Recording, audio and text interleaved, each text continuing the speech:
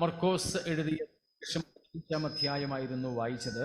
आज सुबह हमने मरकस की इंजिल उसका 15 अध्याय हमने पढ़ा.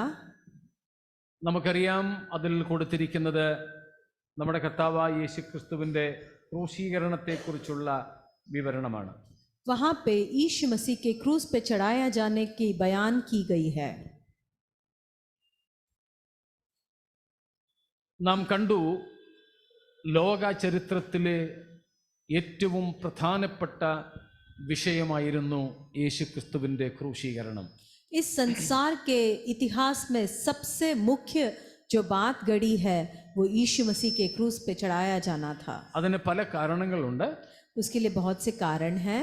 അവയിലേക്ക് ഇപ്പോൾ നമ്മൾ പോകുന്നില്ല.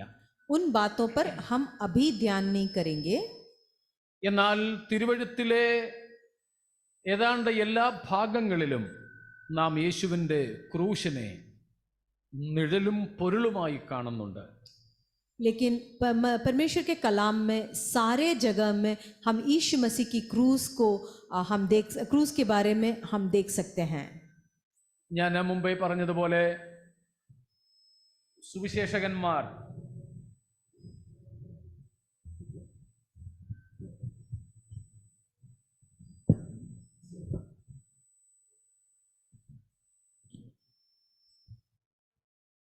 മത്തായി മുതലുള്ള സുവിശേഷകന്മാർ നമുക്ക് എഴുതി തന്നിരിക്കുന്ന രേഖകൾ കർത്താവായ യേശുക്രിസ്തുവിൻ്റെ ക്രൂശിന് പ്രാധാന്യം നൽകിക്കൊണ്ടാണ്. हम ये जानते हैं कि मत्ती से लेके जो सुसमाचार के लेखक हैं वो यीशु मसीह के क्रूस को बहुत ही प्रमुखता दी है. बराबर मिल रहा है क्या? वो भी देखना. അതിനൊരു ചെറിയ തെളിവ് ഞാൻ തരാം. उसके लिए एक छोटा सा सबूत मैं देना चाहता हूँ. 4 സുവിശേഷകന്മാർ എഴുതിയ ഈ 4 പുസ്തകങ്ങൾ सुसमाचार के चारों लेखकों ने लिखे हुए चारों सुसमाचार മത്തായി തൻ്റെ സുവിശേഷത്തിൻ്റെ 30% മാറ്റിവെച്ചിരിക്കുന്നത് ക്രൂശിനെ കുറിച്ച് യേശുവിൻ്റെ ഐഹിക ജീവകാലത്തിലെ അവസാനത്തെ ഒരാഴ്ചയെക്കുറിച്ച് പറയാൻ വേണ്ടിയാണ്. उसमें से मत्ती ने जो अपने पूरे लेखन में 30% तक जगह को यीशु मसीह के बारे में या यीशु मसीह के उस लास्ट समय के बारे में और उसके क्रूस के बारे में लिखने के लिए उसने जगह दी है. മനസ്സിലായോ? क्या आप समझे? മത്തായിയുടെ സുവിശേഷത്തിലെ 30% യേശുക്രിസ്തുവിൻ്റെ ഒടുവിലത്തെ ഒരാഴ്ചയെക്കുറിച്ചുള്ള വിവരണമാണ്. मत्ती के जो सुसमाचार है उसमें 30% जो लेखन है उसमें यीशु मसीह का जो लास्ट जो हफ्ता है उस हफ्ते के बारे में उल्लेख किया गया है. മർക്കോസ് തൻ്റെ സുവിശേഷത്തിൻ്റെ 37% ഇതേ വിഷയത്തെക്കുറിച്ച് പറയാനാണ് മാറ്റിവെച്ചിരിക്കുന്നത്. यीशु मसीह के क्रूस के बारे में या यही सारी बातों के बारे में बताने के लिए मरकुस ने 37% जगह रखा है. 37%. ലൂക്കോസ് 25% തൻ്റെ ഗ്രന്ഥത്തിൽ മാറ്റിവെച്ചിരിക്കുന്നത് യേശുവിൻ്റെ അവസാന ആഴ്ചയെക്കുറിച്ച് പറയാനാണ്. लूका रचित सुसमाचार में हम देख सकते हैं कि 25% बातें यीशु मसीह के उस आखिरी सप्ताह के बारे में लूका ने भी लिखा है. യോഹന്നാൻ 41% അതിനു വേണ്ടി ഉപയോഗിക്കുന്നു. और यूहन्ना 41% बातें यीशु मसीह के उस आखिरी हफ्ते के बारे में और क्रूस के बारे में लिखा है. മനസ്സിലായോ? क्या आप समझे? 4 സുവിശേഷകന്മാർ യേശുക്രിസ്തുവിൻ്റെ അത്ഭുതങ്ങൾക്കും അടയാളങ്ങൾക്കും ഉപദേശങ്ങൾക്കും മീതെയാണ് ഒരാഴ്ചത്തെ മാത്രം യേശുവിൻ്റെ അവസാന ദിവസങ്ങളെക്കുറിച്ച് വിവരിച്ചിരിക്കുന്നത്. चारों सुसमाचार के लेखकों ने यीशु मसीह के किए हुए सारे आश्चर्य काम, उनका उपदेश, ये सबसे ज़्यादा मुख्यतः यीशु मसीह का जो आखिरी हफ्ता था उसके बारे में लिखा है. അതിൽ തന്നെ ക്രൂശിനെ കുറിച്ചാണ്. और उसमें भी क्रूस का विवरण सबसे प्रमुख है. സ്തോത്രം. ക്രൂശ് എന്നതിൻ്റെ അർത്ഥം യേശുക്രിസ്തുവിൻ്റെ പ്രായശ്ചിത്ത മരണം എന്നാണ്. क्रूस का मतलब यह है कि यीशु मसीह का प्रायश्चित के लिए जो मृत्यु था उसको दर्शाता है. അതിൻ്റെ അർത്ഥം യേശു തൻ്റെ രക്തം നമുക്ക് വേണ്ടി ചീന്തി എന്നാണ്. इसका मतलब यह है कि यीशु मसीह ने अपने लहू हमारे लिए बहाया. എന്ന് വെച്ചാൽ യേശു തൻ്റെ ജീവൻ നമുക്കായി അർപ്പിച്ചു എന്നത്രേ. इसका मतलब यह है कि यीशु मसीह ने हम अपने जीवन को हमारे लिए अर्पण किया. മനസ്സിലായോ? क्या आप समझे? ക്രൂശീകരണം क्रूस पर चढ़ाया जाना എന്ന് പറഞ്ഞാൽ ക്രിസ്തുവിൻ്റെ പ്രായശ്ചിത്ത മരണം. इसका मतलब यह है कि यीशु मसीह का हमारे लिए प्रायश्चित करने के लिए जो मृत्यु എന്ന് പറഞ്ഞാൽ യേശു നമുക്കായി രക്തം ഒഴുക്കി. इसका मतलब यह है कि यीशु मसीह ने अपना लहू हमारे लिए बहाया. അർത്ഥാൽ കർത്താവ് തൻ്റെ ജീവൻ നമുക്കായിട്ട് വെച്ചു തന്നു. अर्थात यीशु मसीह ने अपने जीवन को हमारे लिए सौंप दिया, दे दिया. ഈ 4 കാര്യങ്ങളെക്കുറിച്ചും നമുക്ക് വ്യത്യസ്തമായി പഠിക്കാനുണ്ട്. മറ്റൊരിക്കലാകാം. ये चारों बात के बारे में हमें अलग अलग से सीखना है, फिर कभी. इसको उसमें रख सकता तरफ स्पीकर वहां रखो.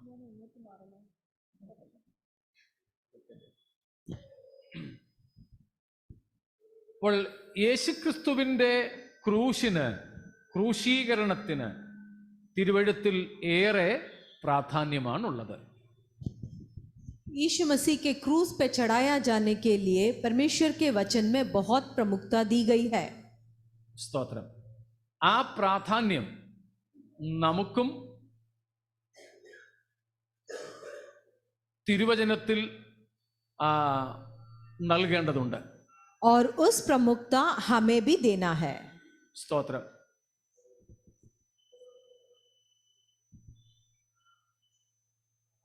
യേശുക്രിസ്തുവിൻ്റെ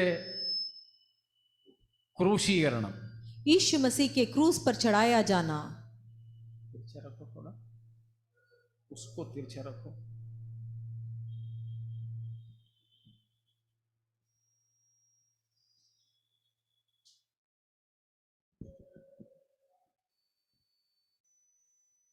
അതിനെക്കുറിച്ച് ഓർക്കുന്നതിനുള്ള മഹനീയ ശുശ്രൂഷയാണ് തിരുമേശയുടെ ശുശ്രൂഷ. और इस बात को याद दिलाने के लिए हम परमेश्वर का ये जो प्रभुभोज की सेवकाई करते हैं. നാം ആ ശുശ്രൂഷയിലേക്ക് പ്രവേശിക്കുകയാണ്. हम उस सेवकाई में प्रवेश करने जा रहे हैं. നാം നേരത്തെ കണ്ടിട്ടുണ്ട്.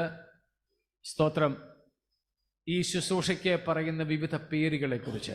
इससे पहले हमने इस सेवकाई को जो अलग अलग नाम कहा जाता है वो हमने देखा है.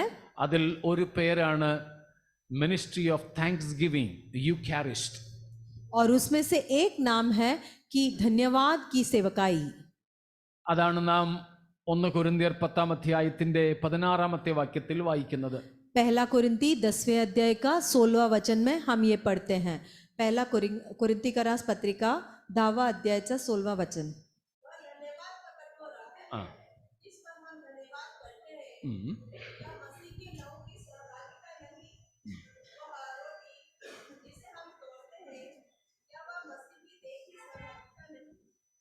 സ്തോത്രം. നാം അനുഗ്രഹിക്കുന്ന അനുഗ്രഹപാത്രം എന്നാണ് മലയാളത്തിൽ. हम इस तरह से पढ़ते हैं कि हम जिस कटोरे को धन्यवाद करते हैं उस धन्यवाद का कटोरा. സ്തോത്രം. ഇത് ഒരു സ്തോത്ര ശുശ്രൂഷയാണ്. यह एक धन्यवाद की सेवकाई है. എന്തിനു വേണ്ടിയാണ് നാം സ്തോത്രം ചെയ്യുന്നത്? किस चीज के लिए हम धन्यवाद चढ़ाते हैं? ഒത്തിരി കാര്യങ്ങളുണ്ട്. बहुत सी बातें हैं. അതിൽ ഒരു കാര്യമാണ് നാം ഈ ദിവസങ്ങളിൽ ചിന്തിച്ചുകൊണ്ടിരിക്കുന്നത്. उसमें से एक विषय पे हम इन दिनों से ध्यान लगा रहे थे. നിങ്ങൾക്ക് ഓർമ്മ കാണുമല്ലോ. आप सबको याद रहेगा. ക്രിസ്തു തന്നെ താൻ ഒഴിച്ചു. मसीह ने अपने आप को खाली किया. സ്തോത്രം. ക്രിസ്തു തന്നെ താൻ ഒഴിച്ചു. यीशु मसीह ने अपने आप को खाली किया या उंडेल दिया. കെനോസിസ് എന്ന ഒരു പദമാണ് നാം പഠിച്ചുകൊണ്ടിരിക്കുന്നത്. केनोसिस करके जो पद है उसके बारे में हम सीख रहे हैं. എന്നാൽ അതിനെ സംബന്ധിച്ച് കെനോസിസ് തിയറി എന്നും പറഞ്ഞുകൊണ്ട് ഒരു തെറ്റായ ഉപദേശവും ഉണ്ട് കേട്ടോ. लेकिन केनोसिस थियरी करके एक दुरुपदेश भी है. അതായത് യേശു ഭൂമിയിലേക്ക് വന്നപ്പോൾ യേശുവിൻ്റെ ദൈവത്വം യേശു ഉപേക്ഷിച്ചു എന്നാണ് അവർ പറയുന്നത്. उस दुरुपदेश वाले इस तरह से सिखाते हैं कि जब यीशु मसीह पृथ्वी पर आया तब उसने अपने ईश्वरत्व को त्याग दिया करके. എന്നാൽ ഒരിക്കലും യേശു ഭൂമിയിൽ വന്നപ്പോൾ തൻ്റെ ദൈവത്വത്തെ ഉപേക്ഷിച്ചില്ല.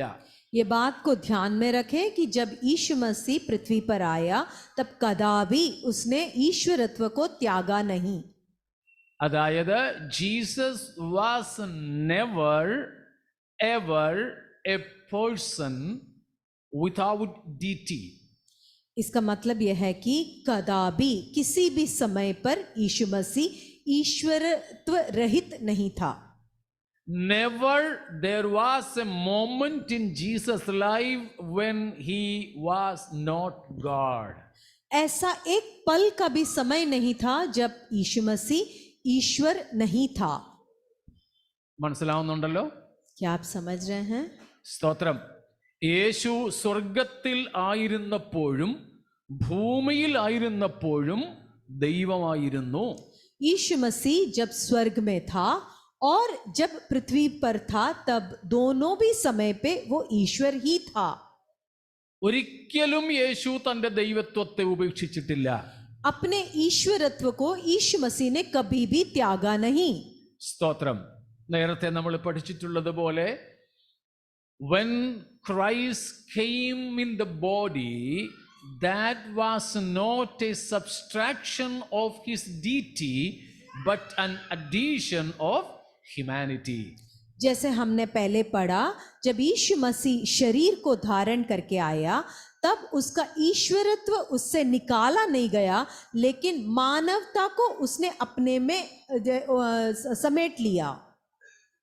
അതാണ് നാം യേശുക്രിസ്തുവിനെ പറ്റി പഠിക്കുന്നത്. ക്രിസ്തു പൂർണ്ണ ദൈവവും പൂർണ്ണ മനുഷ്യനുമായിരുന്നു. यही हम यीशु मसीह के बारे में सीखते हैं कि यीशु मसीह परिपूर्ण ईश्वर और पूर्ण मनुष्य था.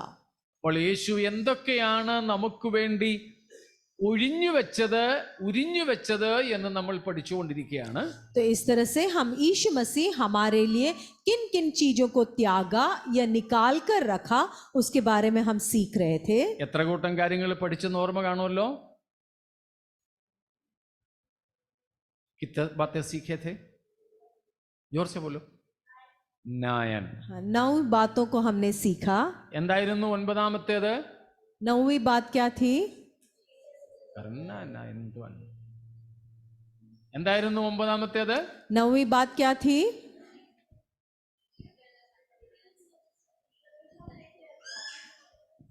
സ്തോത്രം. ദൂതന്മാരുടെ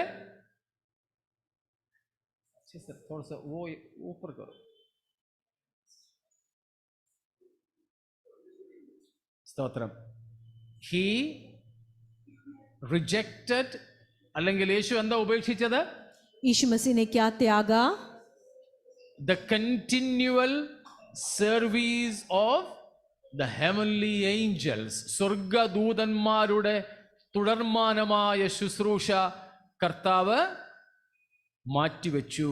यीशु मसीह ने स्वर्ग दूतों का जो सेवकाई उसे स्वर्ग में मिलता था, उस सेवकाई को यीशु मसीह ने पृथ्वी पर आते समय हमारे लिए त्यागा. പകരം അവൻ ആരായി മാറി? उसके बदले में वो कौन बना? സ്തോത്രം.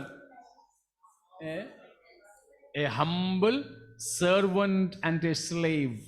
और जब पृथ्वी पर आया वो एक दास बन गया, दास का रूप धारण किया. സ്തോത്രം. ദൈവത്തിന്റെ ഇഷ്ടമെല്ലാം നിവർത്തിപ്പാൻ താൻ തന്നെ സമർപ്പിച്ചു. परमेश्वर का सिद्ध इच्छा को पूर्ण रीति से पूरा करने के लिए अपने आप को स्वयं समर्पण किया. അത് നാം കഴിഞ്ഞ ആ പ്രാവശ്യം ചിന്തിച്ചു. पिछली बार हमने उसके बारे में मनन किया. 10ാമത്തേത്. अब 10वीं बात को हम देखेंगे. സ്തോത്രം. എന്താണ്?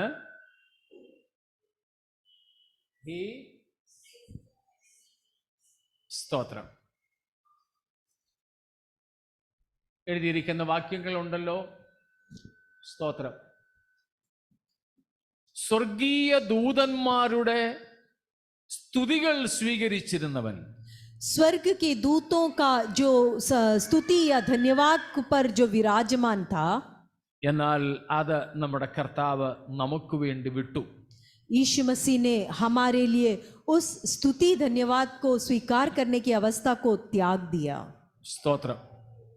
എന്നിട്ട് അവൻ എന്തായി മാറി? और उसके बाद वो क्या बन गया? He became a laughing stock of the sinners.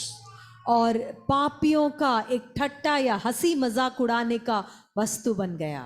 നാം ഇന്ന് വായിച്ച വേദഭാഗത്തും അത് കാണുകയുണ്ടായി. हमने जो वचन पढ़ा आज, उसमें हमने वो देखा. സ്വർഗീയ ദൂതന്മാർ ആദരവോടെ നമ്മുടെ കർത്താവിനെ സ്തുതിക്കുമായിരുന്നു. स्वर्ग के सारे दूत बड़े आदर के साथ हमारे परमेश्वर की आराधना करते थे. യേശു ഭൂമിയിൽ വന്നപ്പോഴും അങ്ങനെ തന്നെയായിരുന്നു, അതിന് മാറ്റം ഉണ്ടായിരുന്നില്ല. यीशु मसीह जब पृथ्वी पर आया तभी भी वैसा ही था, उसमें कोई बदलाव नहीं था. യേശു ക്രിസ്തുവിന്റെ ജനന സമയത്തും സ്വർഗദൂതന്മാരുടെ ഗായക സംഘം പാടിയതൊക്കെ നമുക്കറിയാം.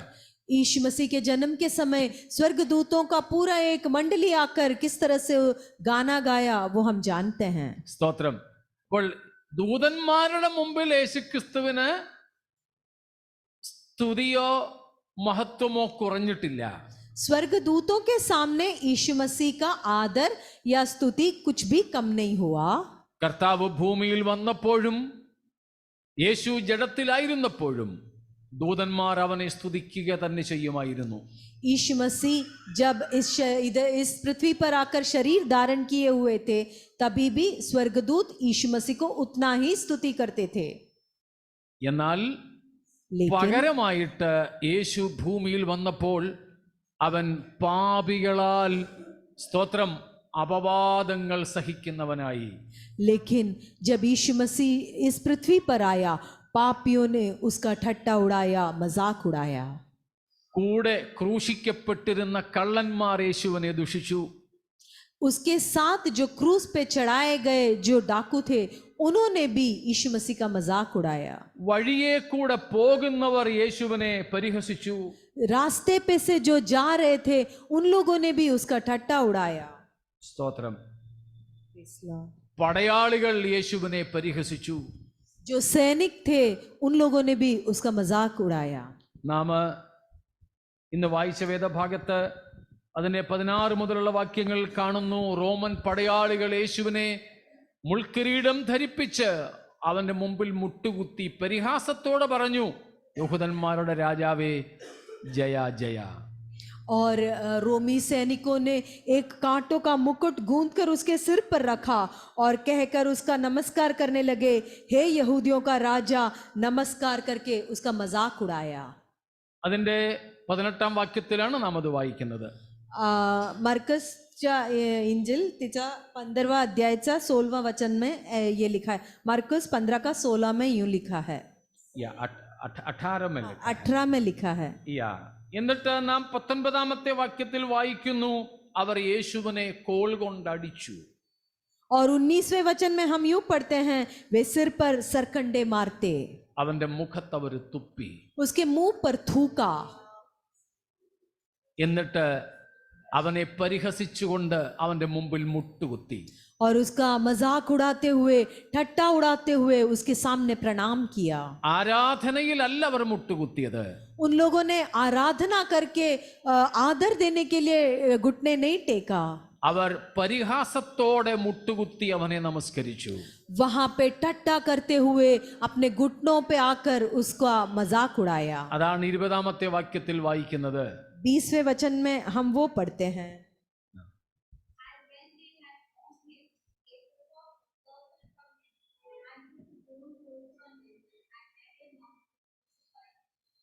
സ്തോത്രം. പരിഹസിച്ച് തീർന്നപ്പോൾ there was a session to mock him.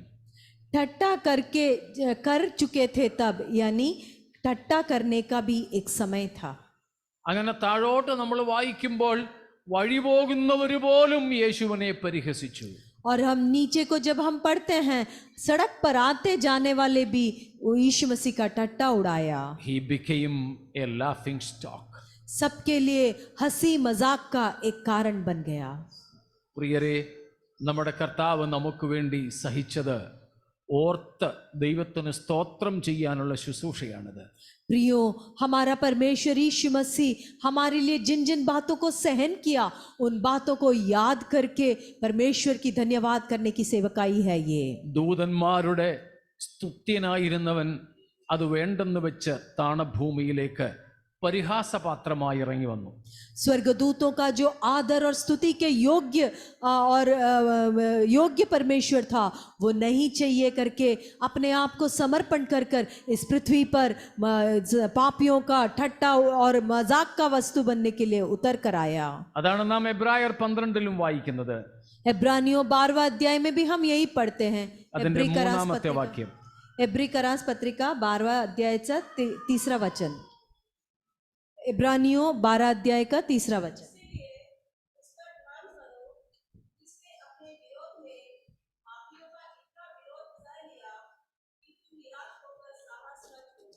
Praise God.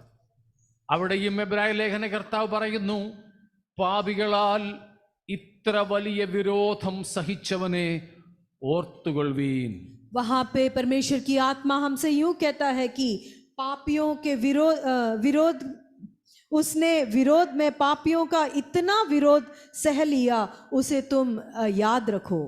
പ്രിയരെ, അത് നാം ഓർക്കുന്നെങ്കിൽ സ്തോത്രം, നമ്മുടെ ഉള്ളിൽ ആത്മീയ ജീവിതത്തിൽ ക്ഷീണവും മടുപ്പും ഉണ്ടാവുകയില്ല. प्रियो, अगर हम उस यीशु मसीह पर ध्यान रखें जिन्होंने पापियों का विरोध को सहा, तो हम हमारे विश्वास के जीवन में हम हियाव न छोड़ेंगे. എപ്പോഴെങ്കിലും ക്രിസ്തീയ ജീവിതത്തിൽ നമ്മുടെ ധൈര്യം ക്ഷയിച്ചു പോയിട്ടുണ്ടോ? क्या हमारे आत्मिक जीवन में हम हियाव खो बैठे हैं? क्या നാം എപ്പോഴെങ്കിലും മടുപ്പ് അനുഭവിച്ചിട്ടുണ്ടോ? क्या हम थक गए हैं? क्या നാം എപ്പോഴെങ്കിലും മതിയെന്ന് വെക്കാൻ തീരുമാനിച്ചിരുന്നുവോ? क्या कभी ऐसे सोचे कि बस हो गया, काफी हो गया? വയ്യ കർത്താവേ, ഇനി മതി എന്ന് നാം എപ്പോഴെങ്കിലും തീരുമാനിച്ചോ? क्या हम कभी ऐसे सोचे हैं, हे प्रभु बस काफी है, अब और मुझसे नहीं हो सकता? സ്തോത്രം. എന്നാൽ ആ സമയത്തും നാം നോക്കേണ്ടത് ഈ യേശുവിനെയാണ്. उस समय भी इस यीशु पर ध्यान लगाएं. സ്വർഗീയ ദൂതന്മാരുടെ സ്തുതികൾ ഉപേക്ഷിച്ചിട്ട് മനുഷ്യരുടെ നിന്ദാപാത്രമായി തീർന്നവൻ, स्वर्गदूतों का सारा स्तुति आदर को त्याग कर मनुष्य का ठट्टा और हंसी मजाक का बर्तन बना हुआ यीशु मसीह, he became a person of reproach. वो ठट्टों की एक बात बन गई. യെശയ്യാവതാണ് 53 അധ്യായത്തിൽ പറഞ്ഞത്. यशायाह 53 अध्याय में हम इस वो पढ़ते हैं, രോഗം ശീലിച്ചവനും നിന്ദാപാത്രവുമായി തീർന്നു. जिसने सारे रोगों को अपने शरीर में अनुभव किया और निंदा का पात्र बन गया. അതെ, നമ്മുടെ കർത്താവ് ദൂതന്മാരുടെ സ്തുതി നമുക്ക് വേണ്ടി വിട്ടു. हाँ प्रियो, स्वर्गदूतों का सारा आदर और स्तुति को यीशु मसीह ने हमारे लिए त्याग दिया. സ്തോത്രം. ഇന്ന് പകൽ നമുക്ക് ആ കർത്താവിനെ ഒന്ന് ഓർക്കാം. आज सुबह का समय उस यीशु मसीह पे हम ध्यान लगाएं. അത് ഓർത്തുകൊണ്ട് വേണം ഈ അപ്പവീഞ്ഞുകളിൽ പങ്കാളികളാകാൻ. उसे याद करते हुए इस रोटी और कटोरे में हम भागी हो जाएं. ഒരു കാര്യം കൂടെ പറഞ്ഞ് ഞാൻ ആ ഭാഗം അവസാനിപ്പിക്കാം. एक और बात को कहकर मैं उस बात को खत्म करना चाहता हूँ. സ്തോത്രം. 12ാമത്തെ കാര്യം 12वां बात എന്താണ്? वो क्या है? स्तोत्रम. सर ऊपर करो, ये दिख नहीं रहा है, उसको ऊपर करना, कुछ तो ऊपर रखो, कुछ तो रख करके उसको ऊंचा कर. സ്തോത്രം. അവൻ എന്താ അനുഭവിച്ചത്? എന്താ നമുക്ക് വേണ്ടി വിട്ടത്? यीशु मसीह ने हमारे लिए क्या त्यागा? സ്തോത്രം. ക്രിസ്തു തന്നെത്താൻ ഉപേക്ഷിച്ചു. यीशु मसीह ने अपने आप को त्यागा. നിർബന്ധത്താലായിരുന്നില്ല. किसी मजबूरी से नहीं. സ്തോത്രം. സ്വഇച്ഛയാൽ, स्व इच्छा से. എന്താ അവൻ വിട്ടത്? और क्या त्यागा? ഇറ്റേണൽ മാജസ്റ്റി, सनातन की महिमा और आदर। സ്തോത്രം. മഹത്വ സമ്പൂർണനായിരുന്നല്ലോ അവൻ. महिमा से जो परिपूर्ण था, സ്തോത്രം. എന്നാൽ അവൻ എന്തിന് പാത്രമായി മാറി? और उस महिमा से परिपूर्ण यीशु मसीह उसे त्याग कर किस बात को अपना लिया? കർത്താവ് തന്നെ താൻ താഴ്ത്തി, यीशु मसीह ने अपने आप को हलीम किया, എന്നാൽ മറ്റ് പലരും അവനെ സ്തോത്രം തള്ളി, ഹ്യൂമിലിയേഷൻ വളരെയധികമായിട്ട് താഴ്ത്തിക്കെട്ടി. लेकिन यीशु मसीह ने अपने आप को हलीम किया, लेकिन बहुत से लोगों ने जबरदस्ती से यीशु मसीह को और टुकराया। ദൈവത്തിന്റെ പുത്രനായിരുന്നവൻ, परमेश्वर का पुत्र था, സ്തോത്രം, അവൻ എന്ത് ചെയ്തു? उसने क्या किया? തനിക്ക് അവകാശപ്പെട്ട മഹത്വത്തെ മാറ്റിവെച്ചു. वो जिस महिमा और अधिकार का योग्य था उसे उसने हटा के रखा। തന്റെ കൈകൾ കൊണ്ട് സൃഷ്ടിച്ച മനുഷ്യൻ അവനെ അപമാനിക്കത്തക്കതുപോലെ സ്തോത്രം താൻ താഴ്ത്തപ്പെട്ടവനായി മാറി. अपने हाथ से रचा हुआ मनुष्य उसको मजाक उड़ाए या टट्टा करे, उतना उसने अपने आप को हलीम किया। എമ്മാത്രം? किस हद तक? അവനെ പിശാചെന്നും പിശാച് ബാധിതനെന്നും അവനെ ഭൂതങ്ങളുടെ തലവന്റെ അല്ലെങ്കിൽ സാത്താന്റെ സേവകനെന്നും വരെ അവർ വിളിച്ചു. इतना तक कि मनुष्यों ने उसे शैतान ग्रस्त और शैतान और सारी बातें जो शैतान की आत्मा से करता है करके इतना तक कहा। നമ്മളെ ആരെങ്കിലും അങ്ങനെ ഒന്ന് വിളിച്ചാൽ, कि अगर हमें इस तरह से कोई बुलाए तो ചിലപ്പം സാക്ഷാൽ സാത്താന്റെ രൂപം അങ്ങ് വെളിപ്പെടും അല്ലേ? अगर ऐसे हमें बुलाए तो कभी बिल्कुल शैतान का रूप ही प्रकट हो जाएगा। സ്തോത്രം.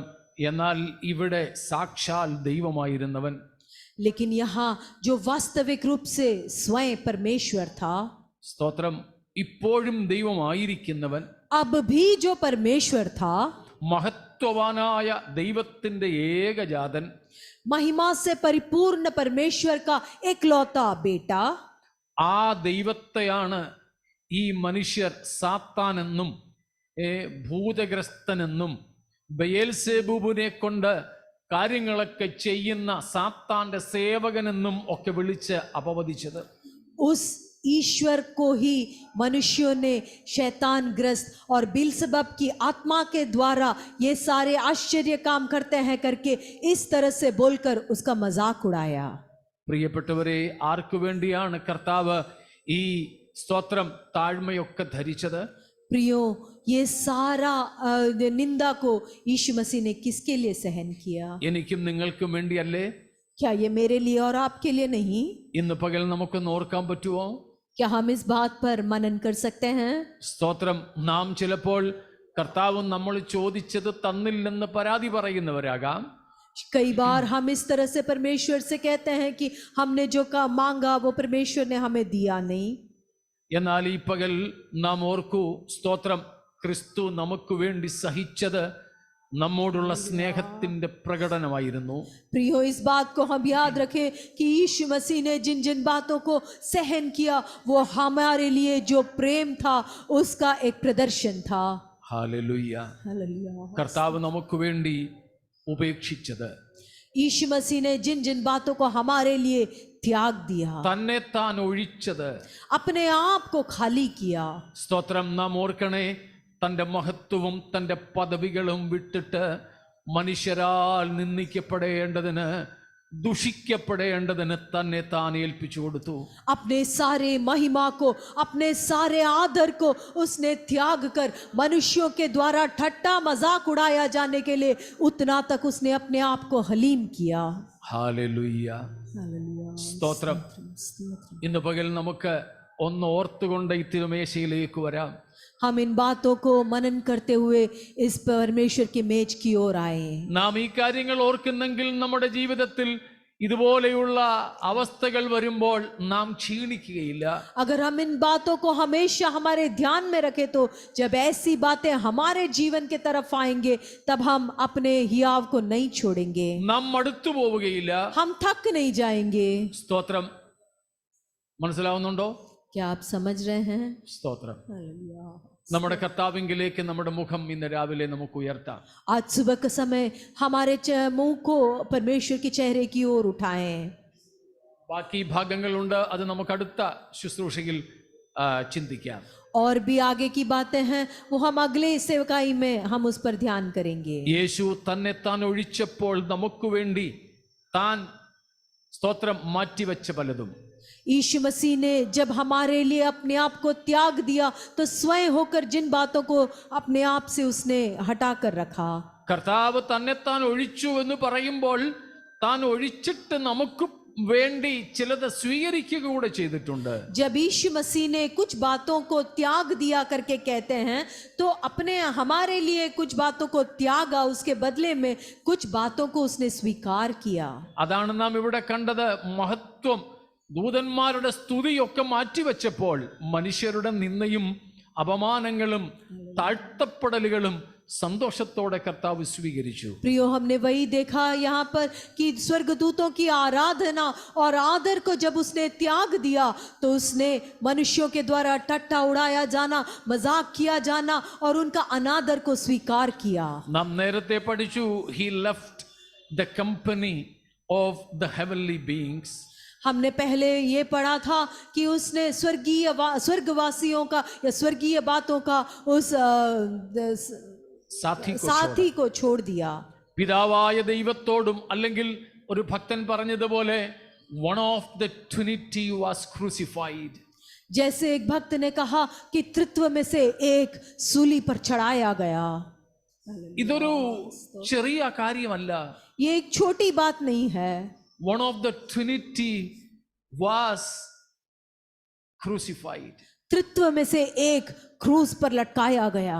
സ്തോത്രം. ആ കമ്പനി, ആ ഹെവൻലി കമ്പനി, ആ സ്വർഗീയ കൂട്ടായ്മ കർത്താവ് നമുക്ക് വേണ്ടി വിട്ടു ഇവിടേക്ക് വന്നു.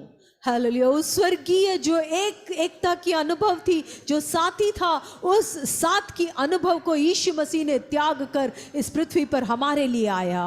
സ്തോത്രം. ഇവിടെ വന്നപ്പോൾ കർത്താവിന് തത്തുല്യമായ കൂട്ടൊന്നും ഉണ്ടായിരുന്നില്ല. और जब इस पृथ्वी पर आया तो उस तरह का साथी परमेश्वर यीशु मसीह को यहाँ पर पृथ्वी पर नहीं मिला. പാപികളുടെ സ്നേഹിതൻ എന്നാണ് അവൻ അറിയപ്പെട്ടത്. पापियों का प्रेमी करके कहलाया गया. എന്നാൽ അവൻ പിതാവായ ദൈവത്തോടും പരിശുദ്ധാത്മാവിനോടും ചേർന്ന് ഒന്നായിരുന്നവനാണ്. लेकिन वो था जो पिता परमेश्वर और पवित्र आत्मा परमेश्वर के साथ एक था. പ്രിയരെ, നമ്മുടെ കർത്താവ് നമുക്ക് വേണ്ടി ത്യജിച്ചതും നമുക്കായി സ്വീകരിച്ചതും നമുക്കൊന്ന് ഓർക്കാം. प्रियो, हमारा यीशु मसीह ने हमारे लिए किन बातों को त्यागा और किन बातों को स्वीकारा, उस पर थोड़ा ध्यान लगाएं. ശ്രദ്ധിക്കുന്നുണ്ടോ? क्या आप ध्यान कर रहे സ്തോത്രം. हैं? Praise God. ശ്രദ്ധയോടെ ഇരിക്കുന്നില്ലെങ്കിൽ ഇതിൽ പങ്കാളികൾ ആരും ആകരുത്. अगर आप ध्यान पूर्वक नहीं बैठ पा रहे हैं तो इसमें आप भागीदार न हो जाएं. നമുക്ക് കർത്താവിനെ ധ്യാനിക്കാനുള്ള സമയമായത്. हमें परमेश्वर पर ध्यान करने का एक मौका है. യേശുവിന്റെ ക്രൂശിനെ ധ്യാനിക്കാനാണ്. यीशु मसीह के क्रूस पर ध्यान करने का अवसर है ये. ക്രൂശിൽ കർത്താവ് സഹിച്ച കഷ്ടതകളെ നമുക്ക് ഓർക്കാം. क्रूस पर यीशु मसीह ने हमारे लिए उठाया हुआ उस कष्टों के बारे में हम ध्यान करें. അതോടൊപ്പം നാം നമ്മുടെ വ്യക്തിപരമായ ജീവിതത്തെയും ഒന്ന് പരിശോധിക്കാം. और उसी समय हम हमारे व्यक्तिगत जीवन को भी हम जरा जांच कर देखें. സ്തോത്രം. ഇത് കൂട്ടായ്മയാണല്ലോ. ये एक साथ लेने का, साथी होने का एक अनुभव है. ഒന്നാമത്തെ കൂട്ടായ്മ കർത്താവ് നമ്മോട് കാണിച്ച കൂട്ടായ്മയാണ്. सबसे पहला जो साथ होने का अनुभव यह है कि परमेश्वर ने जो हमारे साथ दिखाया. പിതാവിനോടുള്ള കൂട്ടായ്മ വിട്ടിട്ട് കർത്താവ് ഭൂമിയിൽ വന്ന് നമ്മോടുള്ള കൂട്ടായ്മ കാണിച്ചു.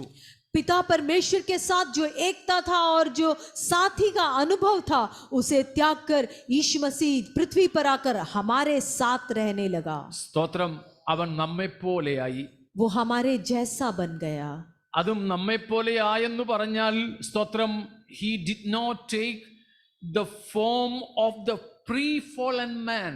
മനുഷ്യൻ പാപം ചെയ്യുന്നതിന് മുമ്പുള്ള സുഖസുന്ദരമായ ഒരവസ്ഥയിലേക്കല്ല യേശു ജനിച്ചു വീണത്. जब यीशु मसीह हमारे जैसा हुआ करके कहने से इस बात को भी गौर से ध्यान में रखे कि मनुष्य पाप करने से पहले जो पूर्व अवस्था में था वैसा एक अच्छा सुनहरा अवस्था को उसने अपने जीवन में स्वीकार नहीं किया. എന്നാൽ വീണുപോയ, പാപത്തിൽ വീണുപോയ ദ്രവത്വമുള്ള മനുഷ്യന്റെ അവസ്ഥയിലാണ് യേശു, സ്തോത്രം, നമ്മെപ്പോലെ ആകുവാൻ ജഡം, ശരീരം തിരഞ്ഞെടുത്തത്.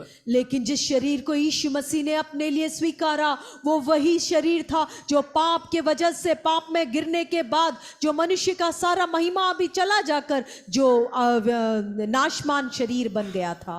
But without sin. लेकिन उसमें पाप नहीं था. അവന്റെ ശരീരത്തിൽ പാപമില്ലായിരുന്നു. उसके शरीर में पाप नहीं था. അവനിൽ പാപമില്ലായിരുന്നു. उसमें पाप नहीं था. അവൻ പാപം ചെയ്തില്ല. उसने पाप नहीं किया. സ്തോത്രം, അവൻ പാപം അറിഞ്ഞില്ല. वो पाप को नहीं जानता था. എന്നാൽ നമ്മുടേതുപോലെ താഴ്ച വന്ന ശരീരത്തിൽ നമ്മുടെ കർത്താവ് വെളിപ്പെട്ടു. लेकिन हमारे जैसा ही इस नाशमान शरीर में हमारा प्रेमी यीशु मसीह प्रकट हुआ. എന്തിനാ? क्यों? നാമും നമ്മുടെ കർത്താവിനോടുള്ള കൂട്ടായ്മ ആചരിക്കേണ്ടതിന്. हम भी उस परमेश्वर के साथ एक साथ होने के लिए, പാപം നിമിത്തം നഷ്ടപ്പെട്ട ദൈവിക ബന്ധത്തിലേക്ക് നമ്മെ മടക്കി വരുത്തുവാൻ, पाप के निमित्त जो परमेश्वर से जो रिश्ता कट गया था उस रिश्ते में हमें पुनर्स्थापन करने के लिए. സ്തോത്രം. അതുകൊണ്ട് നമുക്ക് ഈ മേശയിലേക്ക് അടുത്തു വരുമ്പോൾ ദൈവവുമായി ഒരു നല്ല കൂട്ടായ്മ, സ്നേഹബന്ധം വേണം. इसीलिए जब हम इस मेज की ओर आते हैं तो परमेश्वर के साथ हमारा एक अच्छा रिश्ता हो. സ്തോത്രം. ആ ബന്ധത്തിന്റെ പ്രകടീകരണമാണ് പ്രാർത്ഥനയും തിരുവചന ധ്യാനവുമൊക്കെ. उस संबंध का प्रकटीकरण है हमारा प्रार्थना जीवन और हमारा वचन सीखना. ശ്രദ്ധിക്കുന്നുണ്ടോ? क्या आप ध्यान दे रहे हैं? സ്തോത്രം. വ്യക്തിപരമായ പ്രാർത്ഥനാ ജീവിതവും തിരുവചന പാരായണവും ധ്യാനവും ഈ മേശയിൽ പങ്കെടുക്കുവാൻ നമുക്ക് ആവശ്യമാണ്. हमारे व्यक्तिगत जीवन में हमारा प्रार्थना जीवन और हमारा वचन पर ध्यान देकर और वचन मनन करना इस मेज में सहभागी होने का एक बात है. സ്തോത്രം. വ്യക്തിപരമായ ജീവിതത്തിൽ ബൈബിൾ വായിക്കാത്തവരും ധ്യാനിക്കാത്തവരും പ്രാർത്ഥിക്കാത്തവരും ഇതിൽ നിന്ന് ഒഴിഞ്ഞിരിക്കുക. व्यक्तिगत जीवन में जो परमेश्वर के वचन पर ध्यान नहीं करते हैं और प्रार्थना नहीं करते हैं वे इस मेज में शामिल न हो. സ്തോത്രം. മറ്റൊരു കൂട്ടായ്മ ബന്ധമാണ് തമ്മിലുള്ള കൂട്ടായ്മ. दूसरा एक संबंध यह है कि एक दूसरे के साथ जो हम संबंध रखते हैं. സ്തോത്രം. തമ്മിലുള്ള സ്നേഹബന്ധം, आपसी प्रेम, നാം തമ്മിലുള്ള സ്നേഹബന്ധം, हमारे आपसी की प्रेम, നമ്മുടെ കുടുംബക്കാരുമായുള്ള നമ്മുടെ ബന്ധം, हमारे रिश्तेदारों के साथ जो प्रेम, നമ്മുടെ നമ്മോടൊപ്പം ജോലി ചെയ്യുന്നവരോടും പഠിക്കുന്നവരോടും ഒക്കെയുള്ള നമ്മുടെ സ്നേഹബന്ധം, हमारे सहकर्मी और सह विद्यार्थियों के साथ जो संबंध है. ആരോടും പിണങ്ങിയിരിക്കരുത്. किसी से भी गुस्से में न रहें. സ്തോത്രം. പിണക്കം ദൈവികമല്ല. जो रूठ कर रहना वो ईश्वरत्व की बात नहीं है. സ്തോത്രം. ആരോടും കയ്പുള്ളവരായിരിക്കരുത്. किसी के साथ हम कड़वाहट न पालें. കയ്പുള്ള വേര് നമ്മുടെ ഇടയിൽ മുളയ്ക്കുവാൻ നാം അനുവദിക്കരുത്. कड़वाहट की कोई भी बात हमारे बीच में आने हम न दें. ആരോടെങ്കിലും കയ്പുള്ളവരുണ്ടെങ്കിൽ ഇതിൽ നിന്നും നിങ്ങൾ ഒഴിഞ്ഞിരിക്കണം. अगर कोई भी ऐसा व्यक्ति है जिसे कि और किसी से कड़वाहट है तो हम इसमें शामिल न हो. ഒരൊറ്റ വ്യക്തിക്ക് മറ്റൊരു വ്യക്തിയോട് കയ്പുണ്ടായാൽ മതി, അതിനാൽ പലർ മലിനരാകും. एक ही व्यक्ति को, केवल एक और व्यक्ति से ही कड़वाहट होने से बहुत सारे लोग अशुद्ध हो जाएंगे. ആ വ്യക്തി മറ്റുള്ളവരോട് ആ കയ്പ് കുത്തിവെക്കും. वो एक इंसान उस कड़वाहट को दूसरों के अंदर लगा देंगे. അവരുടെ ഉള്ളിലും ഈ വ്യക്തിയോട് കയ്പുണ്ടാകും. उनके मन में भी इस व्यक्ति के प्रति कड़वाहट आ जाएगा. അതാണ് എബ്രായർ 12:14-15 വാക്യങ്ങളിൽ നമ്മൾ വായിക്കുന്നത്. वही हम इब्रानियों की पत्रिका 12वां अध्याय का 14 और 15 में पढ़ते हैं. इब्री करास पत्रिका 12वां अध्यायचा 14 आणि 15 वचन.